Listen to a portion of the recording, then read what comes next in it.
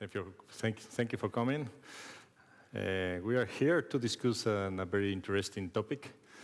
We know that the competition now is between the destination, more than the companies and the hotel chains, is more the destination. We are fighting to convince all the people that our destination is the best one. We are trying to push about our destination around the world to attract more and more tourists. And the most impressive thing is more and more the governments are taking advance about the situation and realize that the technology, the smart destination, is one of the key factors to push about the destination and to gain advantage compared with another competitors. And now we have here 5 amazing professionals that they are working in different projects, different approaches for this type of smart destination culture. And I have the pleasure to share with them this roundtable, and I will introduce all of them and give them 5 minutes, 7 minutes, depending on the situation, to explain what they are doing about destination in different governance about the different destination. And after that, we will discuss about the topics that they introduced during their presentation, and we give some minutes to put some question in the table and be prepared, because I'm sure there will be interesting things to share with us. Let me start introducing our first panelist, Mr. Riddle Graham, Director of Industry and Destination Development, the Visit Scotland.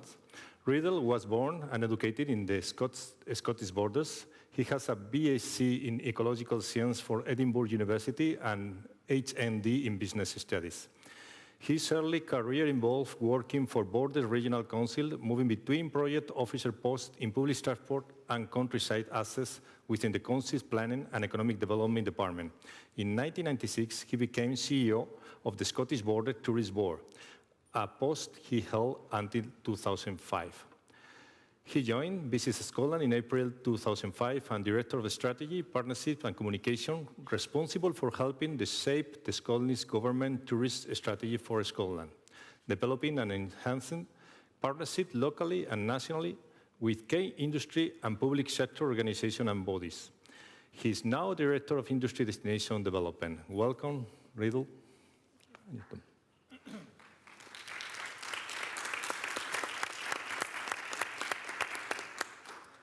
Thank you, and thank you for the invite to present today. In 2013, Visit Scotland developed the first ever tourism development framework for Scotland, which was an attempt to influence planning authorities to recognise the importance of the visitor economy in their decision-making processes and to help secure sustainable economic growth.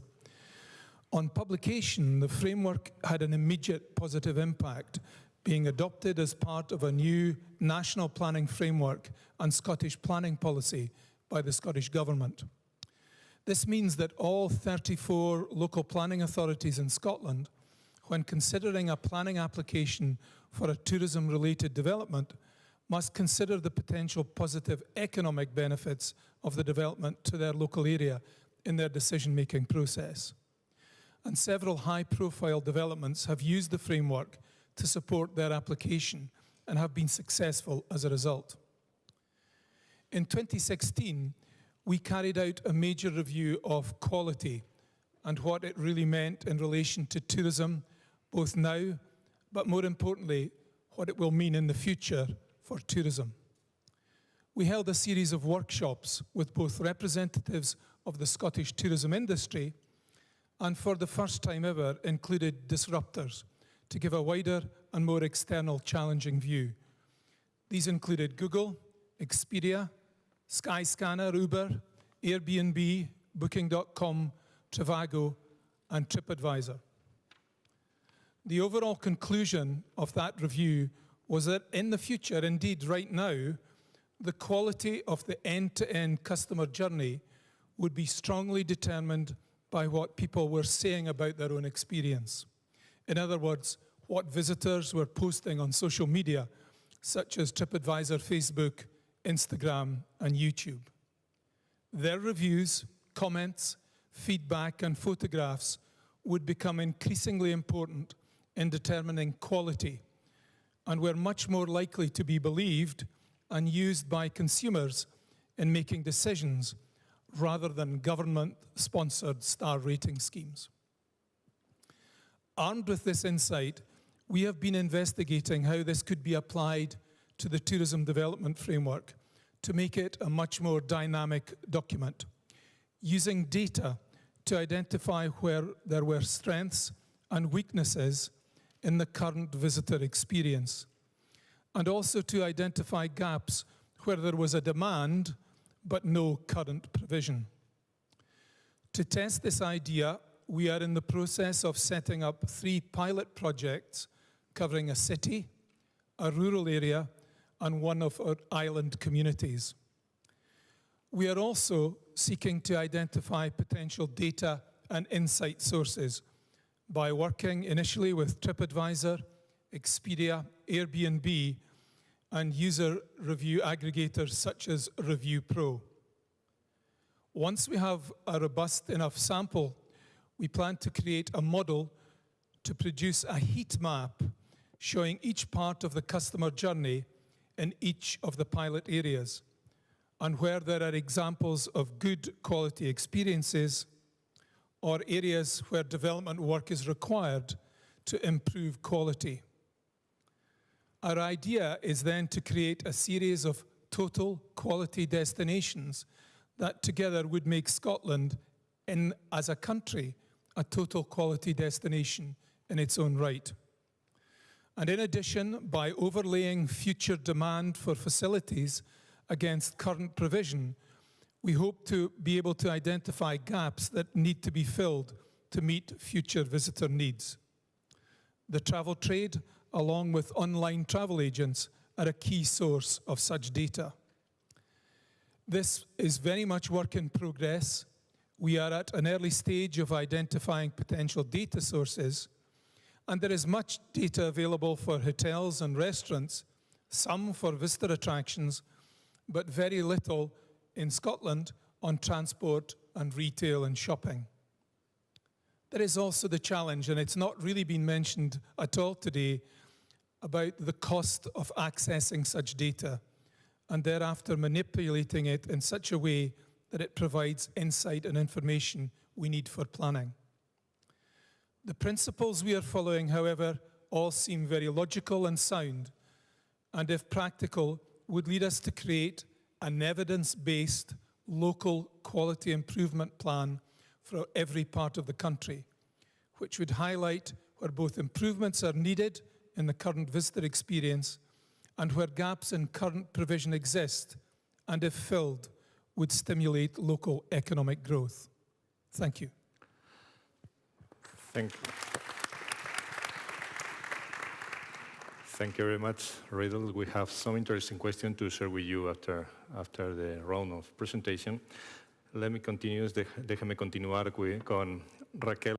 And now let's move on to Raquel Huete.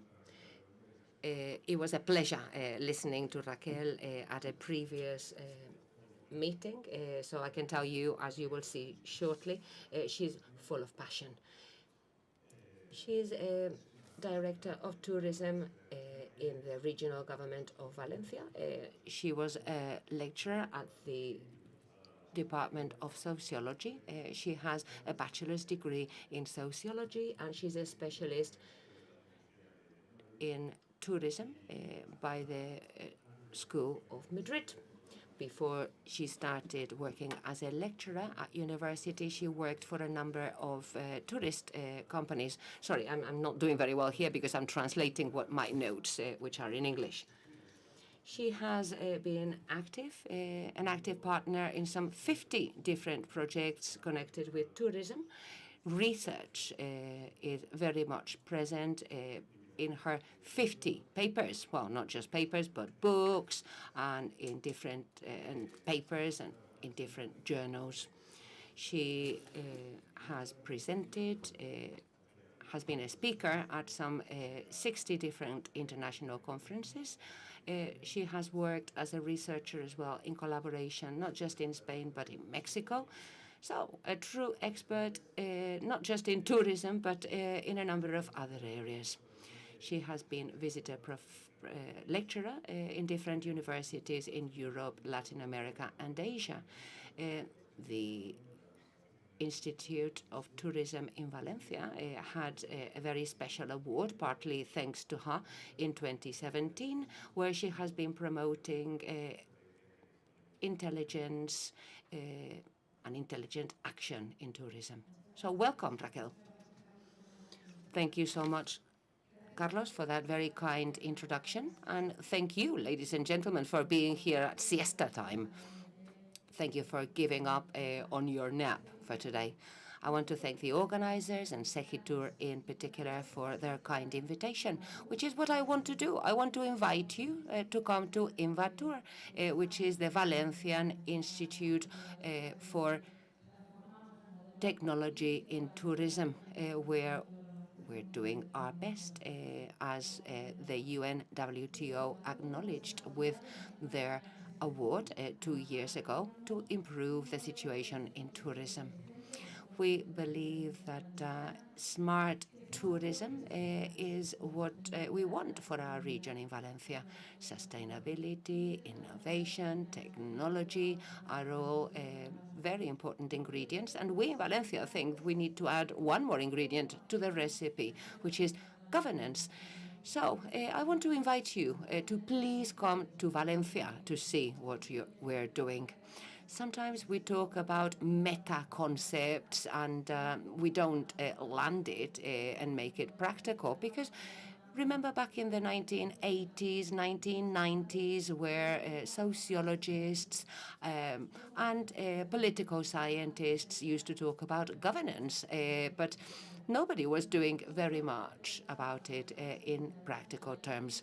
So we preach governance, and just to prove it, the Valencian Regional Parliament has recently passed a law to make it possible for all stakeholders in tourism to be able to work with governance and in a practical manner in the long term. And all of that from the basic pillar, which is sustainability and sharing information. This morning we heard quite a lot about information sharing, which is true. We want to share information to avoid over-tourism. And in Europe, we now have a European system of indicators that we need to make the most of.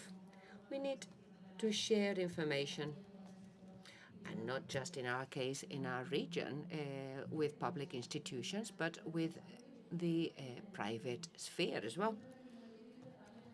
That's a challenge, right? We can't avoid. Let me mention one more challenge that we have: beaches.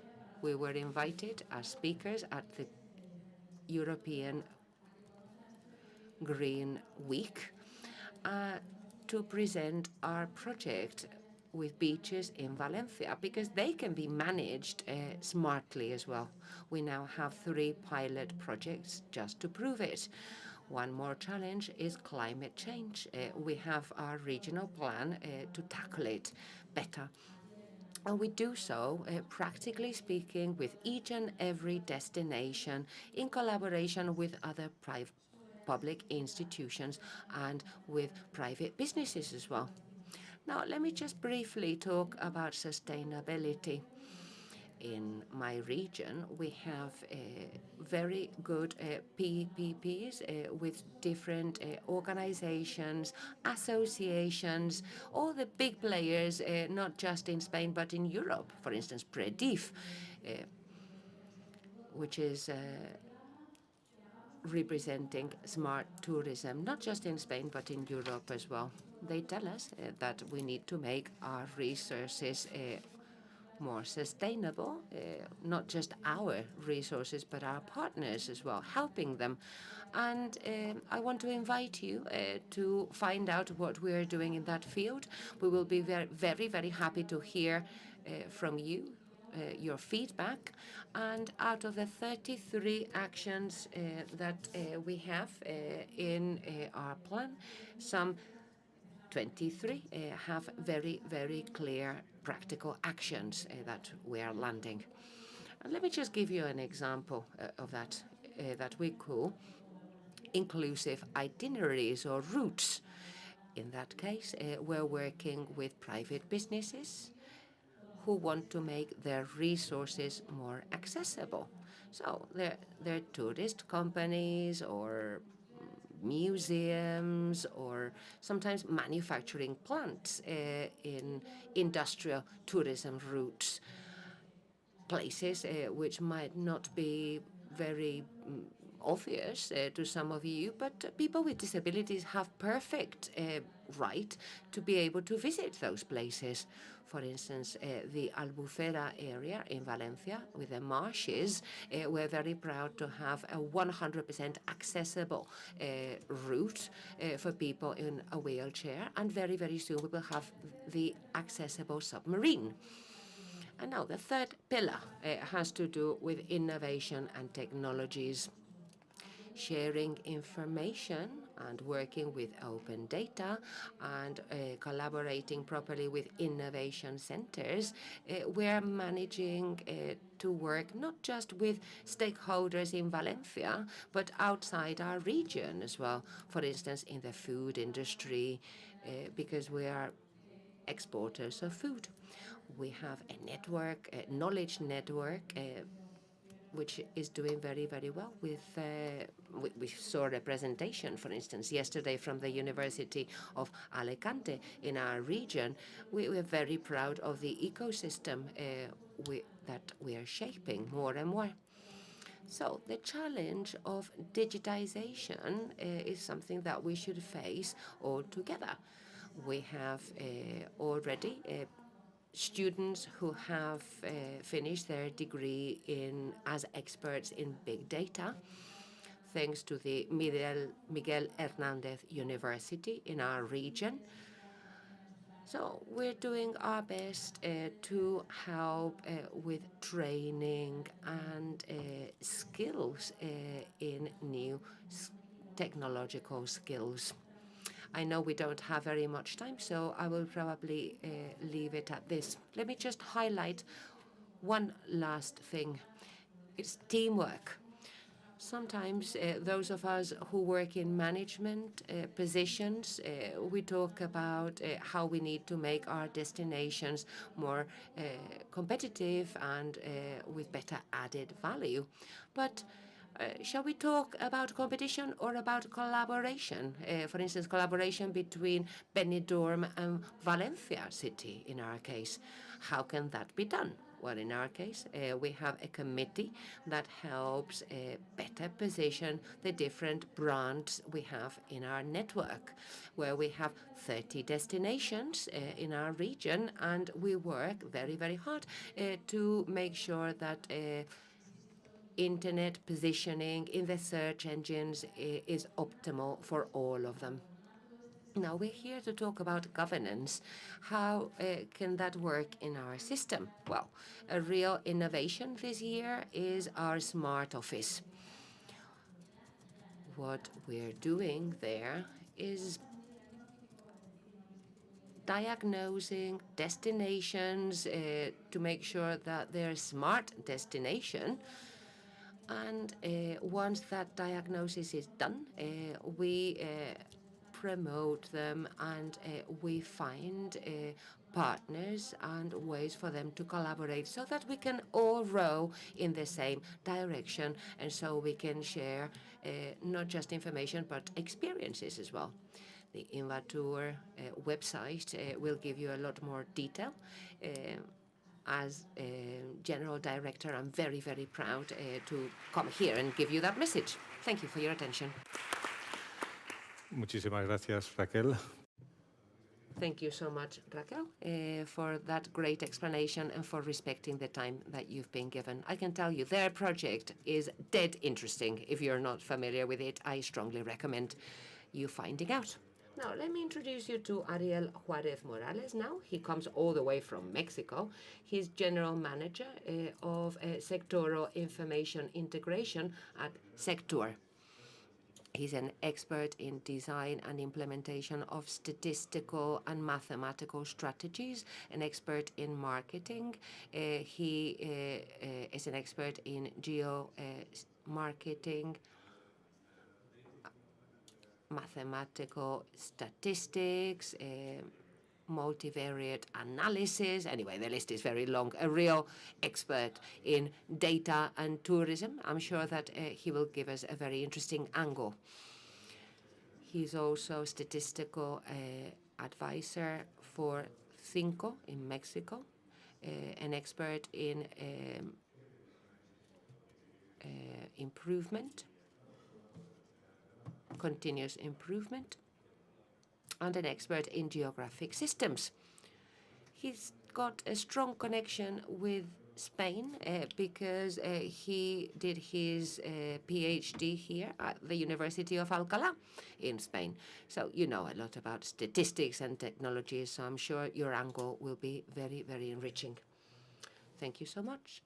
Good afternoon. You're very right. It's siesta time, so we need to do our best to keep people awake.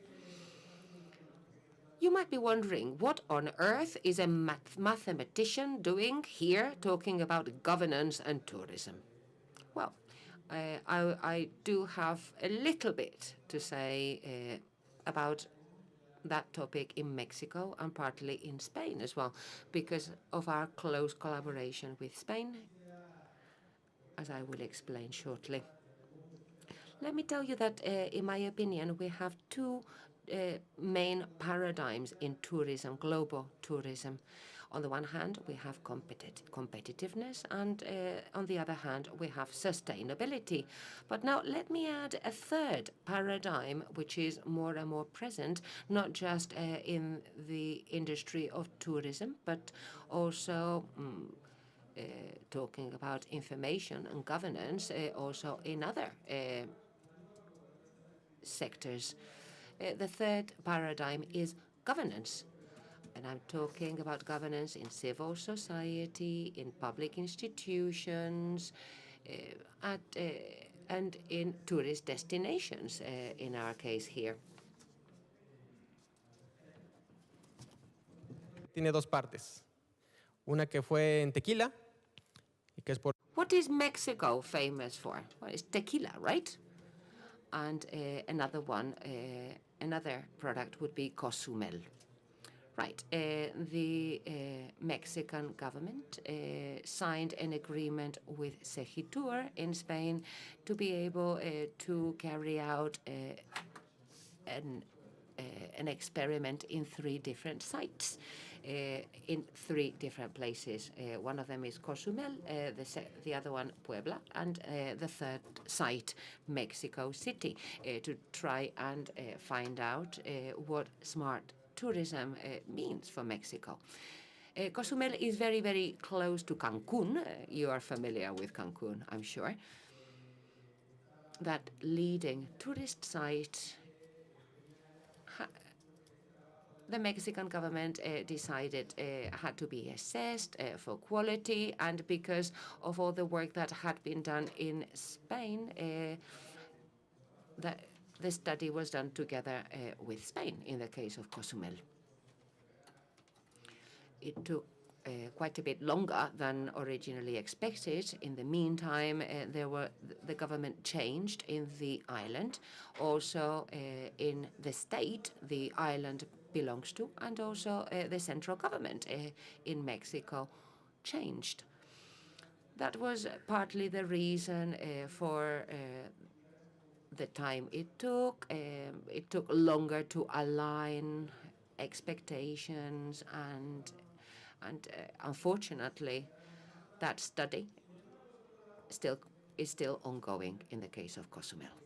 Now, let me tell you about the other site, tequila. That project, the leaders were the José Cuervo company. José Cuervo is the most famous brand for tequila, the drink. Well, they have done a lot to manage their city as a smart destination. So, to cut a long story short, I said there was a problem in the first case because civil society was ignored. Businesses, local businesses were left out of the program. It all took a lot longer than expected, whereas the second program was much more successful. The central government and the local government were involved and collaborating. The government changed in between, but that didn't affect them negatively. They included civil society, both public and private organizations, and that made the model work properly. Up on the screen, we can see the key factors that are part of that transformation and change, and a major one was governance. I didn't mention earlier that in the case of the tequila program, there was a board including public and private organizations, also together with civil society. The deadline originally was 2020, then that changed to 2040, but they're doing very well. In the case of Cozumel, they first started talking a smart destination, and then they called it a smart island. ¿Cuál fue el resultado de esta nueva gobernanza como ejemplo? What's the result of this new governance as the example in Tequila or Jalisco? 2 years from now, it will become a smart destination as guaranteed by Segitur, and by 2040, it will become a smart city. Actually, there is a diagnosis, and every pillar of Segitur's model has been lifted, so to say, and there is much more progress that's been made. There's been conversations, and we've lived through the transition with them. Luckily, they allow us to be with them in this venture, and we've learned with the Department of Tourism that I'm representing here, and we had a chance to get an experience from Tequila and Cozumel, and so start working directly on a public policy definition for governance and more generally for smart destinations in Mexico. We at the Department of Tourism, we were not focusing just on smart destinations, but we wanted to have a policy and approach for the 2040 horizon.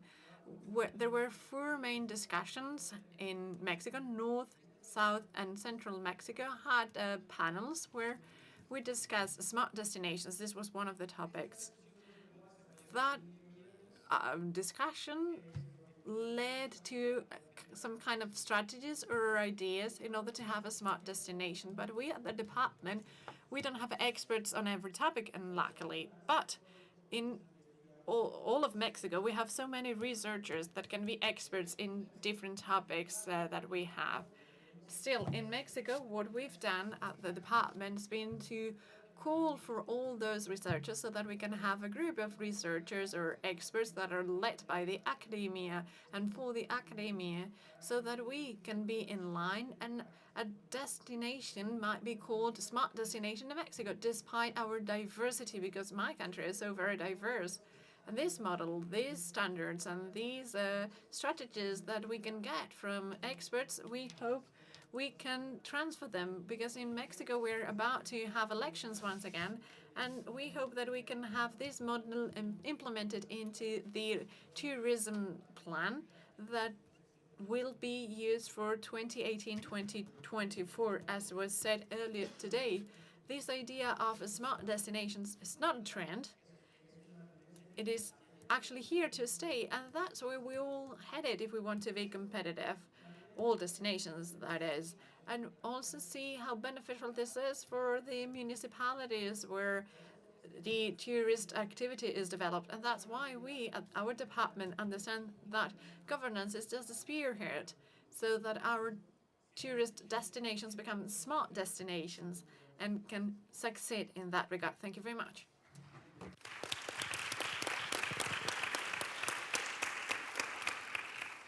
Muchas gracias, Ariel. Thank you very much, Ariel. And you've given us some ideas for the Q&A and to discuss private-public partnerships. It'll be interesting. To introduce Nico Mulder. Nico Mulder is currently the Marketing Strategy Manager for Amsterdam Marketing since 2013. Driven Marketing Strategy Manager, experience in marketing strategies of and on media online. Brand strategy and marketing events. Currently positioned as Marketing Strategy Manager at Amsterdam Marketing. Amsterdam, I think is the claim that you use. As a strategy manager and team player, he always aiming to get the best of his young and enthusiastic marketing teams, delivering their best for Amsterdam and its metropolitan area. Previously was marketing manager at Amsterdam UNWTO and UNWTO 2001-2012, senior marketing communication networker. Sorry for the pronunciation because it's not easy for me to do it. Amsterdam, Göteborg, UDmark, and account manager for basic communicate. As a base for education is in Hasse Hochschule Groningen Marketing Communicate. No, something like this. Okay, you can to correct me because it's good. Okay, I have lucky with that. Welcome, Nico. It's your turn. Your vision is very interesting for us because the marketing perspective is another good point of view of this strategy of a smart destination. Thank you very much. Thank you for inviting me. The same applies to me. As a marketing manager, governance isn't really my core business, but I can tell you, and I will show you some examples of how we deal with governance within the city of Amsterdam and how we apply it within our marketing strategies. First of all, I wanted to mention that for us, big data is fun, but thick data, as we refer to it, is even better. I will just give you some examples of how we use data and how we apply it into our main challenges of Amsterdam. First of all, some slides about the organization. This is our mission statement. We are a non-profit public-private partnership. We contribute to the livability, attractiveness, and prosperity of the Amsterdam area.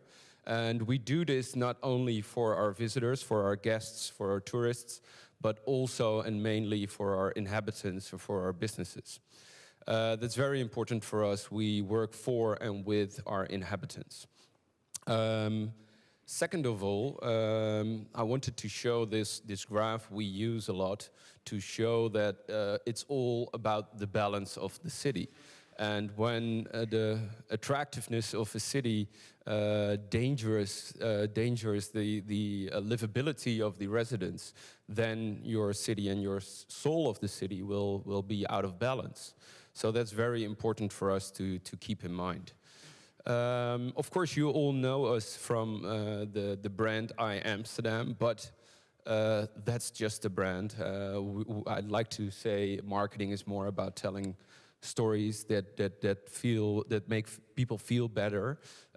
Also because 2 years ago I visited Indonesia and I came across this city brand. So it tells me a brand, a logo, it's just a logo. Please, it's not everything. We need to do better than just putting logos everywhere. So for us, it's not about those logos. It's about, let me see where it is. It's about our DNA. Showing our DNA, using icons, locations, persons, beautiful companies, historical values of the city. So basically, this is the DNA of Amsterdam, and we would like to show that with some examples. Here we go. This is just some of the things we do. This is our site. We attract 22 million visits, but that means 22 million interactions per year, which can give us thick data. So we have online surveys, but we have also A/B testings all over the site, which generates data for us and which we use to improve our site, but also our other channels. For instance, some magazines we publish for inhabitants, businesses, or visitors, and also on our social media platforms, which have 1.5 million fans nowadays. So we see the data that we generate from this can really be applied to the issues. Let me give you some examples. As you can see here, for us, I have some issues with my clicker, excuse me. As you can see here, Amsterdam is a really small city. We only have 850 inhabitants. The people who have a very sharp eye can see that we have more bikes than inhabitants. And also you can see that we attract an astonishing number of 18 million visitors a year. 7 million domestic and 11 million international visitors. So for us, doing marketing is not anymore about attracting more and more and more visitors.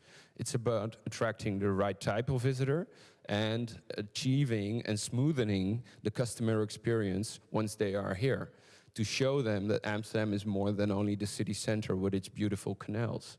So we started a cooperation with 33 municipalities around the city of Amsterdam that contribute to strengthening the image of Amsterdam as an area.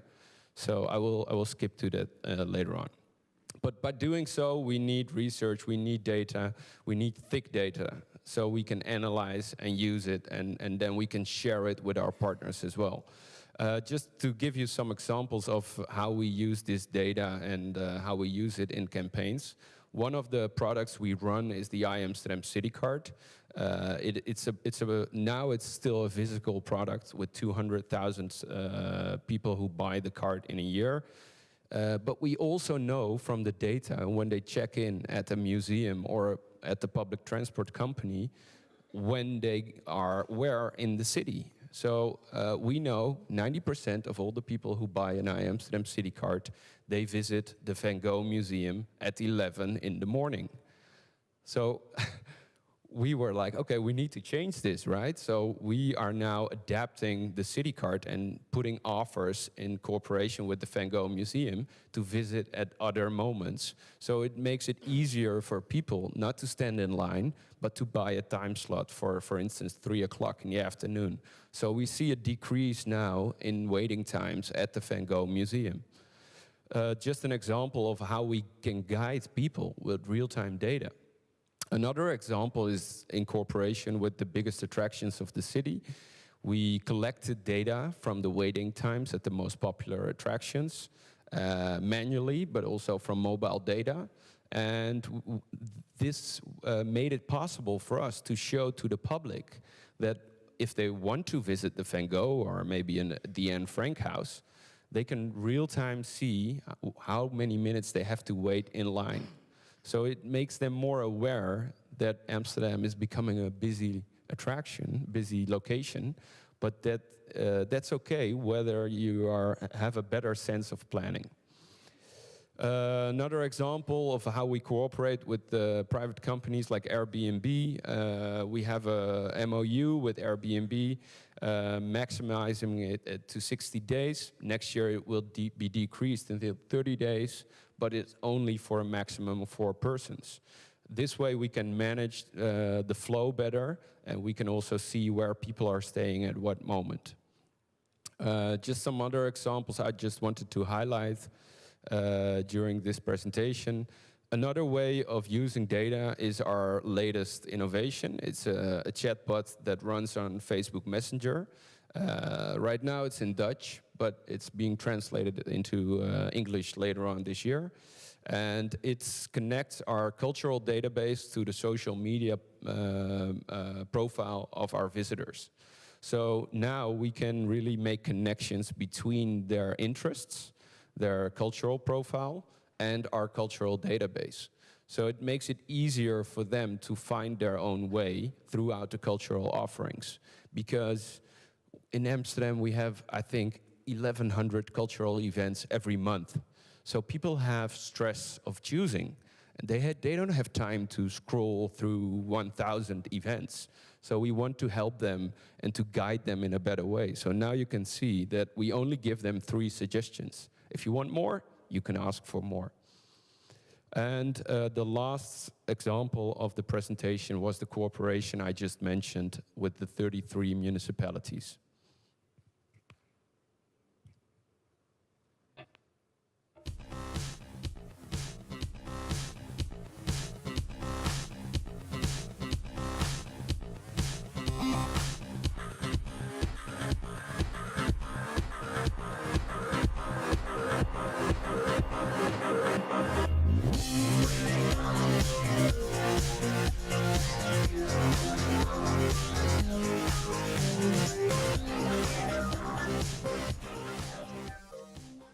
just a very short clip of 30 seconds. I will explain just briefly.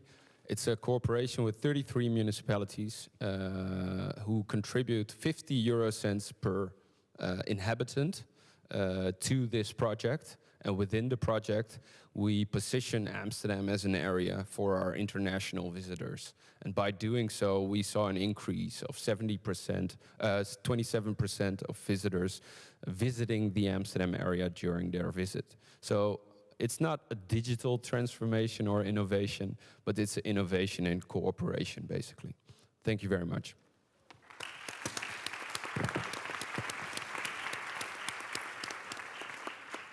Thank you very much, Nico. Very interesting, very clear examples about the reality, about how you can manage a city and move the customer and the tourists around your necessities. Déjenme pasar a introducir también a Let me now introduce Baldomero León Navarro. Baldomero, I really know him because we live in the same city and I'm well aware of policies on the city, and he is the delegate for Human Resources, Innovation and Electronic Administration in Marbella. He's got several degrees. He's an industrial engineer, social worker, a land manager, also taxation, law. He's got an award by the Andalusian government, and he ranked first in the competitive examinations for the teaching staff in Spain. He's got several positions. He's been an officer for the government. He's been at the Wallaping Institute and also worked with the Teachers Association. Baldomero, a close friend, is one of the key actors for Marbella and its tourism development. And we are really hoping that you can explain what you are doing about revamping the city. Thank you very much, Carlos. Yes, we're happy to share our city and share the idea of smart destinations. I'm a teacher turned into a politician, so that's me. And this is one of my passions. And what I'm interested in is, well, how I started in 2012 and why Marbella decided to move into this idea of smart destinations. Because, well, I can come here and, again, say what everyone knows, but I don't think there's a point in that. So 2012, and we realized that a destination could not just be a tourist destination, cannot be stagnant at a world level. As you see, Marbella is well known all over the world, and we have a good offer, and we get tourists, and we get lots of tourists, and there's no need to advertise it much more, but we actually felt that things would change, and that's when we felt the curiosity, decided to innovate, to revamp the city and start a new working line. That's great, and I'd like to congratulate Sahitur and the organization for discussing governance in this panel. Fact is that we have different people, different panelists representing several cities, several organizations, which I find is very positive. Good governance needs to be cross-sectional, not just with the Spanish government here, because we're in Spain and they are the ones who have the competence for tourism, as well as the regions, but it also has to be in the municipalities and the private sector as well. La Roche, where Carlos is, and other tourism entities, they thought and realized that there was a need to renew themselves and grow further. And in the city council, we developed a strategic plan. It doesn't happen out of the blue. It meant lots of meetings with every group of every kind, culture groups and sports groups, neighbor groups and tourism groups. And there we get the 2012-2022 strategic plan that you can find online, marbella.web, and you have it available in English and Spanish. Let's take a step further. And so we decided that in the city council, we wanted to have several working bodies, a task force for smart cities made up only of engineers, no politicians, so it only technical staff, no politicians. They would try and map the whole area, because what they said This is just for tourism department. It is part a work for experts. It is not just the department. This is not just the ministry. All delegations need to be involved, and so we did, and so we worked. We built the task force, and then we learned about Segitur. Fernando is somewhere over there. Well, Antonio before him, and many more people, and they opened the doors to us and for us, and they said, okay, we need to try and have a report trying to understand whether Marbella can be a candidate for a smart destination, and we started working on it. That was exciting. That was beautiful. They stayed in Marbella for 3 months. We were very good hosts for sure. They were all the delegations were very much engaged. They conducted their study on accessibility, mobility, new technologies, innovation, and it's a document that we have it, and well, they said, yes, it's true, Marbella was already on its way to becoming a smart destination, same as Castelldefels, Palmas, Villajoyosa, and some other, Valencia probably as well, some other cities on their way to become to becoming a smart destination. And that's where we learned about the SWOT analysis, and we realized what were the problems that were to be solved. And that's it.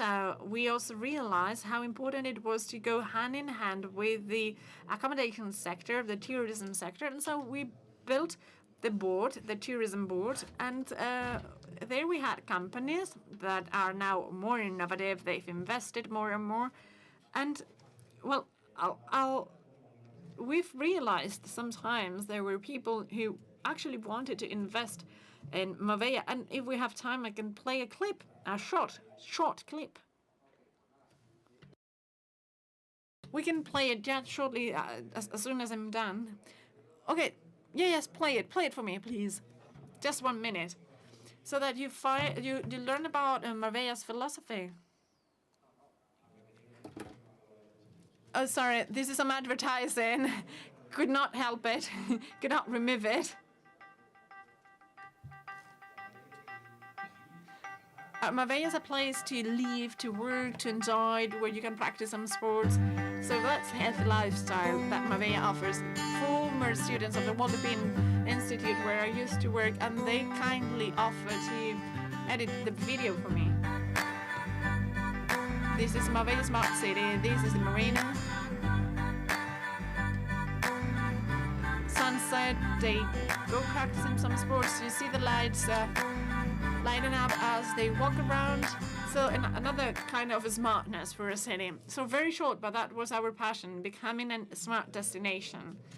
And this is the ethos, the philosophy that helped us understand that change was needed, and people themselves wanted to invest.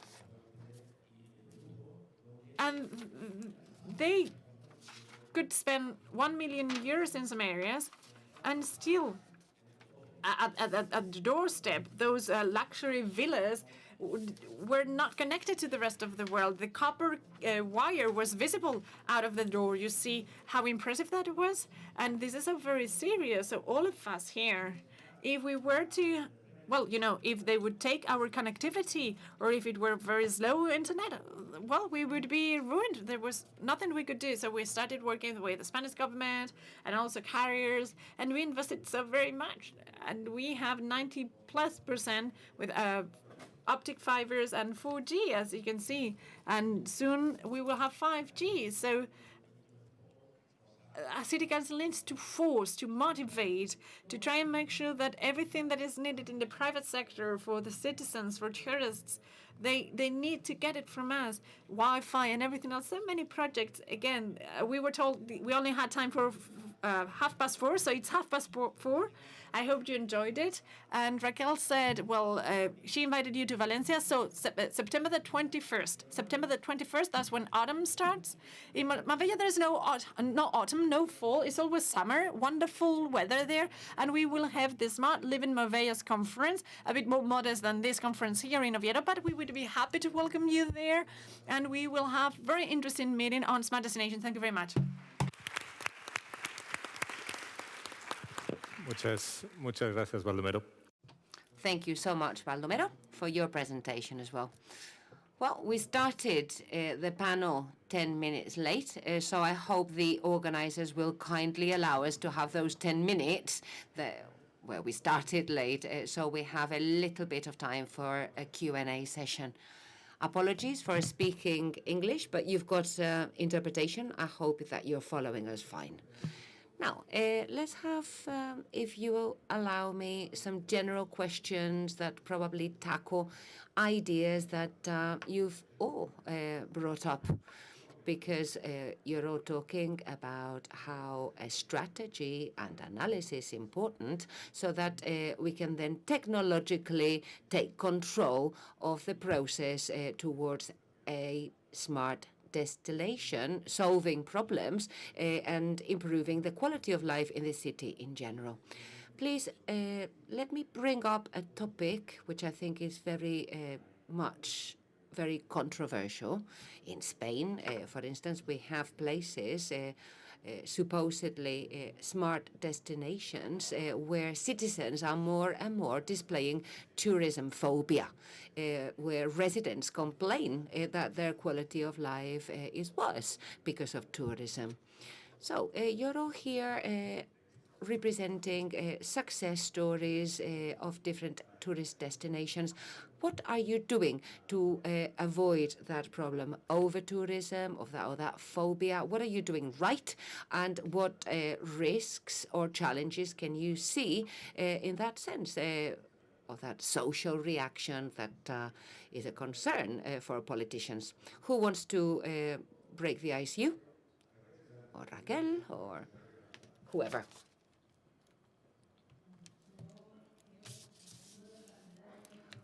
Well, I think a very important point is what we heard about Amsterdam. When we plan thinking of residents, of the local population, and that in turn improves the conditions for tourists and visitors. Fair enough. But we should all plan and think a strategy for residents. We also heard a very interesting experience in San Miguel de Allende this morning in Mexico, and then Amsterdam, Barcelona, Madrid, Valencia, different places, I think are doing it right. I think we're all thinking about residents, which is why I mentioned it during my brief presentation. And when we say residents, we mean all residents. I mentioned the example with people with disabilities. Well, those are residents as well. What about patients associations, people with allergies, for instance? Imagine if I sit in my office and I want to be inclusive, then I need to include those residents as well. And then let me give you my own personal opinion as well. Sometimes there's a reaction to over-tourism, which is making us think harder about how we do our policies so that tourism is not seasonal anymore. That's a problem, right? Seasonal tourism. Those complaints, sometimes very loud complaints, are a good reminder and a good push for us to understand that we need to attract tourists, true, but not just at peak times and not in a way where wealth is just kept by a few, so that wealth distribution is right as well. Right, so let me interpret what you're saying. The tourism phobia and those complaints are reminders to improve plans, better plans for smart tourism. Yes, that discomfort, those complaints, academia saw it coming. I remember back in the 90s or even the 1980s, there were examples and papers that warned against adverse reaction in the local population if things were not done right. So they're reminders that we need to do our work right. What can we do? Well, do good management on the one hand, and then in Valencia, we believe hospitality, good hospitality should be part of the strategy. In Valencia, we have the culture of hospitality, of being good hosts, and we need to keep that up. Remind residents, our local population, that Valencians have always been good hosts, that we're famous for hospitality. It's part of our culture, and we need to preserve it. So if we do so, I think we will respond well to those complaints. Nico, do you have something to say? I would like to add a few things. I fully agree, and I would like to say two things. I think, in general, I think with all the estimations that there are here at the table, 4% annual increase of tourism. In Amsterdam, we saw in the first quarter 10% in increase of overnight stays, without doing any international marketing nowadays, because we're not allowed anymore to do any international marketing, because it's not necessary. So for us, there's a huge development from quantity-driven marketing into quality. So instead of more, better. And the better, it depends on what is better for your own local city, you know? So in Amsterdam, it's now about inclusive growth, making the growth of the city better for everybody. So also minority groups, and giving them opportunities as well. Migrants that visiting the city, refugees visiting the city, coming into the city, helping them finding jobs as well. So we are shifting, you know, and it takes time, but we're shifting. That's one. The second thing is we have to be honest about the feelings of residents, you know, but a feeling is just a feeling. So we need to have and collect data about these feelings. So for instance, let me give you one example how we do it in Amsterdam is we saw, of course, we are in a big, there's a big difficulty in Amsterdam, maybe as you know. We have two things in Amsterdam that are very special, much more, but two things that stick out to some people, young male visitors, mainly from the UK and from the rest of Holland. They visit Amsterdam for smoking joints and visiting the red light district. I don't know what they do there, but that's their thing. But we know that the residents within the red light district, they are feeling lots of nuisance from these groups. But so we started to talk with them, and we started to do research, investigations, surveys, monitoring, cameras. And then we found out the nuisance is being caused by this target group. Young males from the UK and from the rest of Holland visiting Amsterdam just for one night, for boozing, drinking, having fun, being loud, and only in some places within the city center. So if we know all these statistics, then we can really start a new campaign towards these guys, because they are orientating themselves online on their mobile.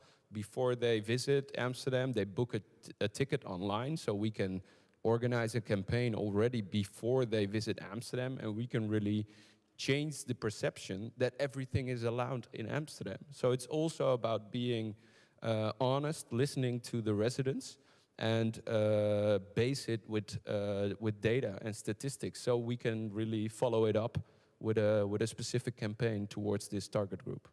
Thank you, Nico. Red? In Scotland, there's a piece about sustainable economic development, which is like a three-legged stool.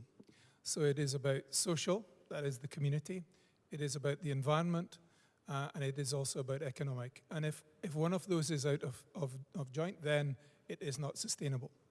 And the best example of that is with cruise tourism to Scotland, which has increased 400% in the past 10 years.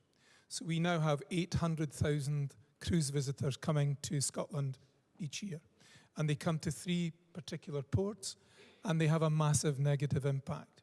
And what we're trying to do is identify those particular areas, the timing of those cruise ships, and working with the cruise liners to try and minimize the impact, have better regional spread and better seasonal spread, because they tend to come in the peak season when there are loads of people around anyway. Into Edinburgh, in the peak season last year, Edinburgh Castle, which is one of our main attractions, has a a carrying capacity of about 9,000 people in a day. One day last year, 12,500 visitors appeared.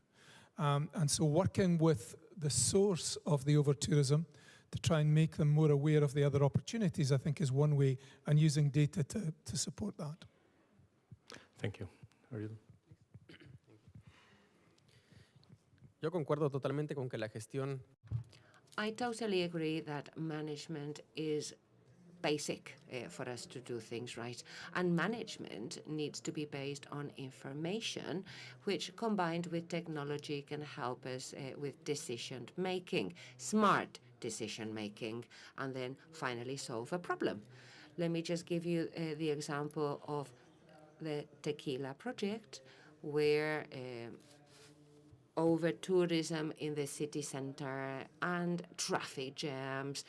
What we're doing is warn drivers before they access the city, so we can give them alternative routes into the city, also park and ride possibilities for them to park outside the city and then go into the city center using public transport, which really helps city center residents as well. Also giving them other options for other tourist attractions that they might not be aware of, so that their experience is much more positive. So we can only do things like that on the basis of information that we then manage right, combined with technology.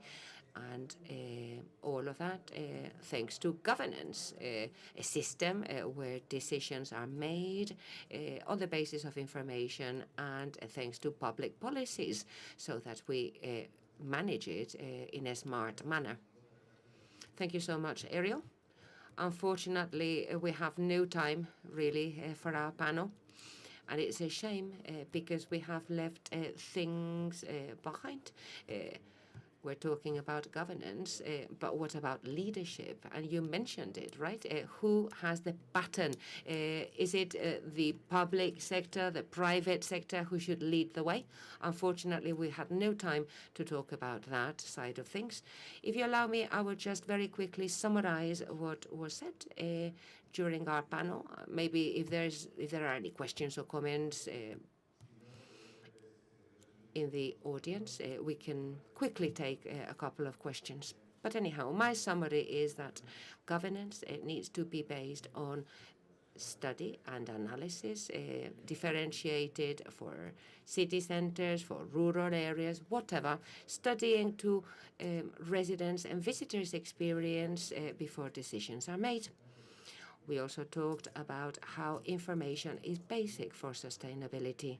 Support and collaboration in projects with all stakeholders involved, and with good communication and interaction, maybe thanks to apps and technology, so that everybody is truly aligned and working on the same plan.